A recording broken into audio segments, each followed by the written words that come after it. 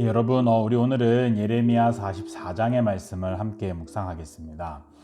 여러분, 예레미야 43장에서 우리는 유대 땅에 그대로 머물러 있으라고 말씀하시는 이 하나님의 말씀에 대하여서 불순종하고 자기 마음대로 애굽 땅에 내려간 유대인들을 볼 수 있었습니다.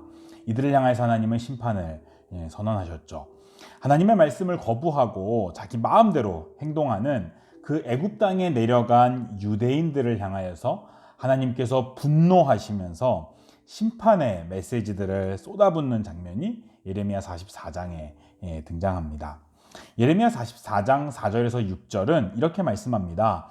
내가 나의 종 모든 선지자들을 너희에게 보내되 끊임없이 보내어 이르기를 너희는 내가 미워하는 이 가증한 일을 행하지 말라 하였으나 그들이 듣지 아니하며 귀를 기울이지 아니하고 다른 신들에게 여전히 분향하여 그들의 악에서 돌이키지 아니하였으므로 나의 분과 나의 노여움을 쏟아서 유다 성읍들과 예루살렘 거리를 불살랐더니 그것들이 오늘과 같이 폐허와 황무지가 되었느니라. 하나님께서 분노하시는 이 유대인들의 죄는 크게 세 가지로 오늘 본문에서 나옵니다. 이것은 오늘도 마찬가지죠. 오늘도 하나님은 이런 죄들에 대해서는 분노하신다는 거죠. 첫 번째 죄는 선지자들의 말을 듣지 않는 겁니다. 하나님은 끊임없이 선지자들을 보내어서 경고하셨지만 유대인들은 그 선지자들의 말을 듣지 않았습니다. 그리고 자기 마음대로 행동한 거죠. 말씀을 거부하는 것은 하나님을 거부하는 겁니다. 오늘 우리들에게도 하나님은 끊임없이 선지자들을 보내십니다. 오늘 우리에게 다가오는 선지자가 바로 성경 말씀이죠. 하나님은 오늘도 그 성경을 통하여서 예레미야 선지자들을 우리에게 보내셔서 말씀하여 주시고 이사야 선지자들을 우리에게 보내어서 말씀하여 주십니다. 우리는 그 성경을 통하여서 선지자의 말씀을 오늘도 들을 수 있고 또 사도들의 말씀을 들을 수 있는 거죠.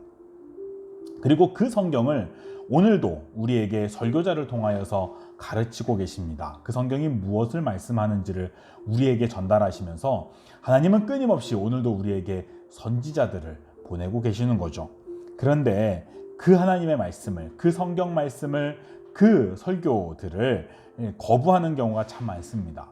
하나님을 거부하는 거죠. 이런 자들에 대해서 하나님께서 분노하신다라는 겁니다. 두 번째로 이 유대인들의 죄는 다른 신들에게 분향하던 죄였습니다. 유대인들은 여호와 하나님만을 섬기는 것이 아니라 여호와 하나님과 함께 다른 우상들을 숭배하였습니다. 그들은 하나님과 함께 이 땅에서 풍년을 가져다 준다고 바알을 숭배하였고 또 다산을 가져다 준다고 믿으면서 아스다롯을 숭배했습니다. 하나님을 숭배하면서도 돈을 숭배하고 이 땅에서의 그 다산 또는 성공을 숭배하였던 거죠.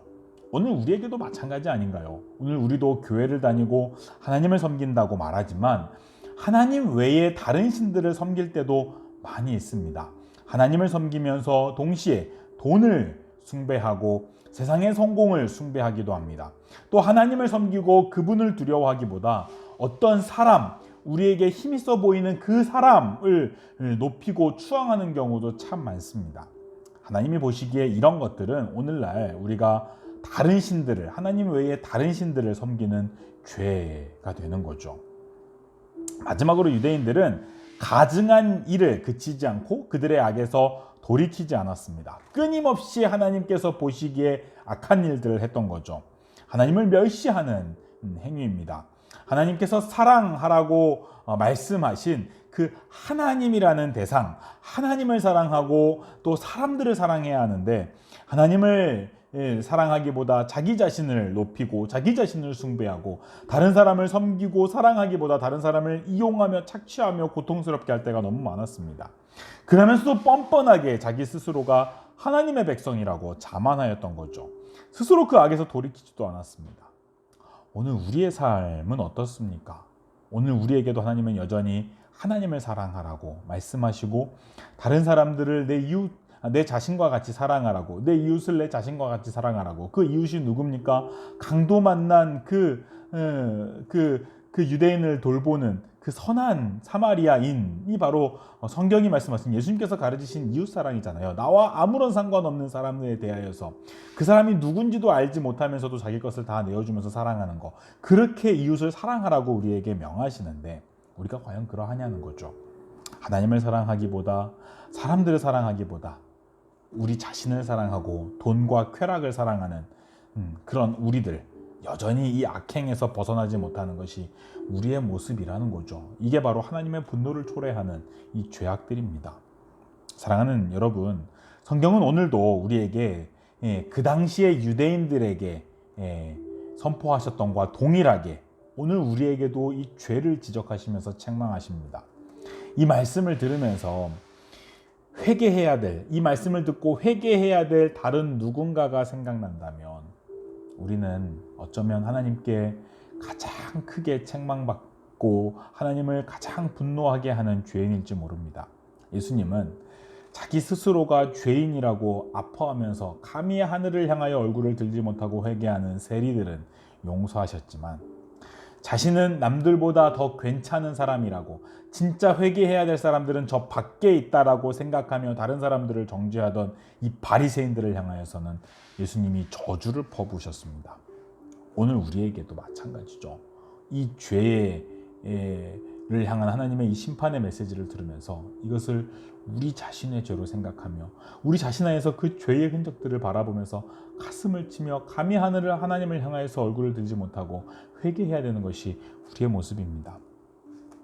오늘 우리에게도 하나님은 여전히 말씀을 듣지 아니하고 다른 신들을 섬기며 악행에서 돌이키지 않는 죄에 대하여서 회개를 요구하십니다.